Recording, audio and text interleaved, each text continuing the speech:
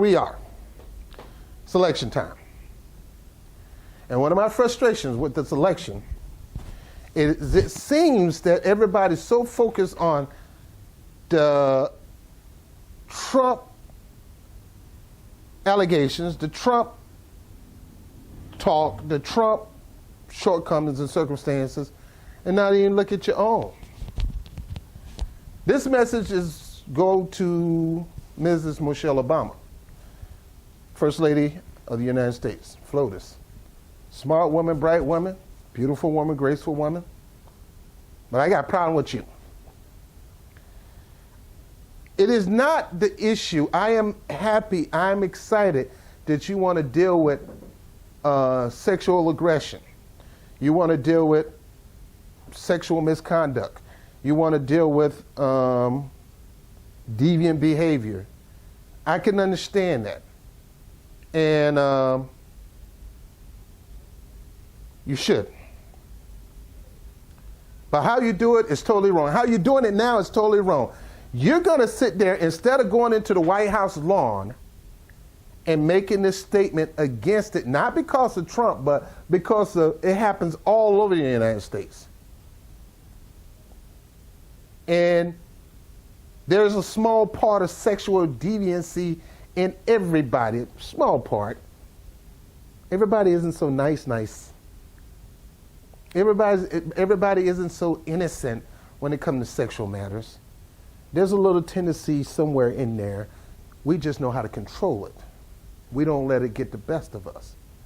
You know, I'm a man. When I see a young lady, I don't just see her eyes. I see everything. Because I like the beauty and the frame of a woman. Just something about it. So I'm not going to act like I don't. But I don't let it control me. Now, that's not my issue, and that's not what I want to talk about. I want to talk about the simple fact that you didn't take the time to address this in the White House lawn. You got the White House. The White House is your pulpit. It is a national issue. But no, you choose to do it at a Hillary Clinton campaign, which means you're politicizing the situation instead of talking about the issue. While I'd love nothing more than to pretend like this isn't happening and to come out here and do my normal campaign speech, it would be dishonest and disingenuous to me to just move on to the next thing like this was all just a bad dream. This is not something that we can ignore. It's not something we can just sweep under the rug as just another disturbing footnote in a sad election season. Because this was not just a lewd conversation. This wasn't just locker room banter. This was a powerful individual speaking freely and openly about sexually predatory behavior and actually bragging about kissing and groping women, using language so obscene that many of us were worried about our children hearing it when we turn on the TV. And to make matters worse, it now seems very clear that this isn't an isolated incident. It's one of countless examples of how he has treated women his whole life. And I have to tell you that I listen to all of this and I feel it so personally. And I'm sure that many of you do too, particularly the women. The shameful comments about our bodies, the disrespect of our ambitions and intellect, the belief that you can do anything you want to a woman. It is cruel. It's frightening. And the truth is, it hurts. It hurts. It's like that sick, sinking feeling you get when you're walking down the street, minding your own business, and some guy yells out vulgar words about your body. Or when you see that guy at work that stands just a little too close, stares a little too long, and makes you feel uncomfortable in your own skin.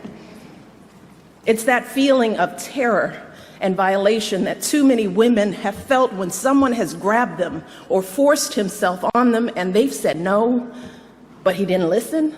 Maybe we don't want to believe that there are still people out there who think so little of us as women.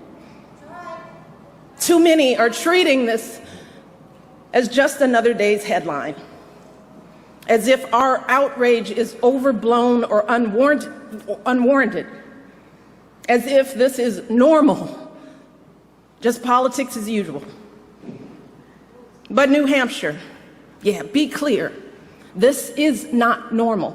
You're politicizing the situation to smear Trump, to dump on Trump, to crap on Trump. And you're doing it, of all places, behind the pulpit that says Clinton cane. Nobody sees the cane.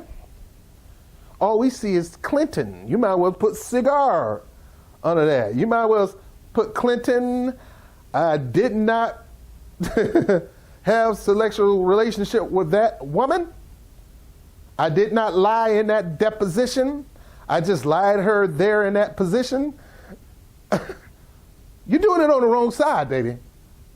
Because the majority of America is not hearing what you're saying when you're behind that pulpit. The only people that's hearing what you're saying is the people who hate Trump so much that all they hear is more hate and smearing of Trump.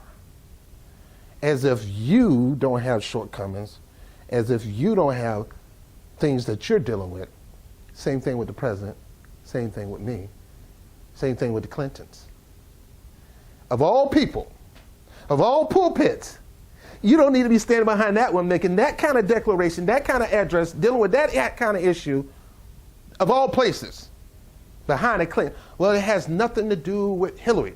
It has everything to do with Hillary because her husband has had rape allegations, even paid people off to zip it and leave it alone. Her husband was caught lying about having sex with a woman in the White House, cheating on his wife. Since you want to talk about Donald Trump cheating on his wife, believe me, Hillary held Bill Clinton to that standard that if he wanted to get a divorce, he wasn't going to do it. Because presidents don't divorce their wives. This is not scandal. So it's not that simple. Donald Trump was not a presidential candidate. He wasn't even running for president. He was just a regular businessman, and that's what celebrity and businessmen do. They divorce. He could have stayed with his wife, but he didn't want to. Now, I'm not a Trump fan. I'm not taking up for Trump. I'm just saying this. You don't deal with this issue behind the Clinton cane pulpit. The bully pulpit, because you're politicizing the situation, and it makes it political. It doesn't make it a serious issue. It's a serious issue that needs to be dealt with, but it should have been dealt with a White House law and maybe a White House initiative instead of getting behind the pulpit with the point of smearing Trump. Well, I didn't say anything about Trump. You don't have to say it because the issue has been for the past 2 to 3 weeks is Trump and his sexual locker room talk, which most guys do talk like that. Now, whether they did that or not, a lot of guys talk like that and say that because they don't want to seem like a punk and didn't do anything. Man, I pushed up on her. Man, we was at the bar and she was all on me. And 9 times out of 10, they didn't do it. Some guys are so desperate to be so cool and look like they're the Don Juan, a player, that they'll lie just to get some kind of brownie points. So stop. We don't know the whole story of that situation. We don't know if this girl was a group who wanted it. We don't know if she didn't want it. We don't know if she slapped them in the face. She probably slapped him in the face. She probably said no. He said he stopped when he tried to push up on her, and she said no. And he said she stopped him. He stopped. So we don't know the whole story. Just like I don't know the whole story of Monica Lewinsky. I don't know the whole story of Kathleen Willey. I don't know the whole story of none of Bill Clinton's rape allegations. I don't know. And it's sad that we're going to take the end of the election and cap it off with rape allegations. Hillary Clinton helped get a rapist off, or pretty much got his sentence reduced, while a 13-year-old girl goes through trauma the rest of her life. So don't tell me it has nothing to do with her. You politicize the issue behind a Clinton cane pulpit to try to smear Donald Trump, and you can't throw stones in a glass house. Clintons have their own problem with rape allegations. They have not had. These are still plaguing them today. And you're not talking about the WikiLeaks. You're trying to act like that doesn't exist. What you're doing is trying to deflect, and American people know what you're doing. And we're not going to let you deflect the issue talking on the pulpit, because the only person going to hear your crap is those people who are so sold out and so committed and so brainwashed with their ready for Hillary thing that they're going to overlook not the past sins, But the things that's going on, even to this very second or about a month ago, dealing with the FBI and the changing of the C on the classification just to get brownie points to do something overseas. So, Mrs. Obama, just like I get on your husband about trying to think we're done by talking about election fraud as if you could Jedi mind trick us into believing that crap, which we don't. You're trying to Jedi mind trick us into hating Trump by talking about sexual allegations behind the Clinton pulpit as if we can't see the issues in their own household, in that own party, in that own camp. Come on, stop taking us for a joke. Stop thinking we're dummies, because we're smarter than you think. And just because you sit behind a pulpit or sit in that White House don't make you smarter than us. Yes, you're smarter than us in certain areas, but you're not smarter than us in every area. And you better not forget who put you in that office in the first place. Now, it's end of your season, but don't you dare think that you got in there on your own. It was the people who were smart enough to put you in that office, hoping that you're going to do the bidding of the people versus the bidding of the corporation or the bidding of a potential corrupt politician. I would say a corrupt politician who's broke all kind of ethic laws, all kind of State Department laws, but got a smack on their hand, when it would have been me if I was standing next to somebody with a bag of weed. I would be locked in jail, and I don't even know this cat. So, to cap this off, Michelle Obama, what you're doing is the right thing. Talking about a very serious issue. Where you're doing it, how you're doing it, and when you're doing it is totally wrong. Stop politicizing sexual rape, sexual allegations. Stop politicizing it. When I mean politicizing, stop using it to win points for Hillary Clinton, because that's what you're doing. You're not winning points for the victims of it. You're winning points for Hillary Clinton. And that's very shameful. That's very disrespectful to the American public. And you're trying to sham us like your husband trying to sham us by doing these Jedi mind tricks, thinking, oh, we're going to just focus so much on Trump horribleness. The whole point is you're trying to get people to look at how horrible Trump is. You don't have to worry about that. Everybody been knowing that. What you're trying to do is get us to not to look at the horror that's going on in the Democratic Party. And we're not buying it. We see it wide open, eyes wide open, so wide open they can pop out.